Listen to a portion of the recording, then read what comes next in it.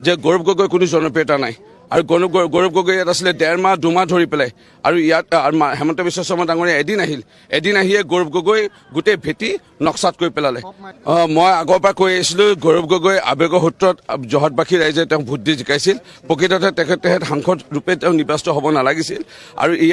ইয়াৰ প্ৰমাণ কৰিলে ইয়াতে যে গৌৰৱ গগৈ কোনো জনপ্ৰিয়তা নাই আৰু গৌৰৱ গগৈ ইয়াত আছিলে 1.5 মাহ 2 মাহ ধৰি পেলাই আৰু ইয়াত হেমন্ত বিশ্ব শৰ্মা ডাঙৰীয়া এদিন আহিয়ে গৌৰৱ গগৈ গোটেই ভেটি নক্সাত কৰি পেলালে মই আগৰ পৰা কৈ আছিলোঁ গৌৰৱ গগৈ আৱেগৰ সূত্ৰত জহতবাসী ৰাইজে তেওঁক ভোট দি জিকাইছিল প্ৰকৃততে তেখেত সাংসদ ৰূপে তেওঁ নিৰ্বাচিত হ'ব নালাগিছিল আৰু ইয়াৰ প্ৰমাণ কৰিলে ইয়াতে যে গৌৰৱ গগৈ কোনো জনপ্ৰিয়তা নাই আৰু গৌৰৱ গগৈ ইয়াত আছিলে 1.5 মাহ 2 মাহ ধৰি পেলাই আৰু ইয়াত হেমন্ত বিশ্ব শৰ্মা ডাঙৰীয়া এদিন আহিয়ে গৌৰৱ গগৈ গোটেই ভেটি নক্সাত কৰি পেলালে মই আগৰ পৰা কৈ আছিলোঁ গৌৰৱ গগৈ আৱেগৰ সূত্ৰত জহতবাসী ৰাইজে তেওঁক ভোট দি জিকাইছিল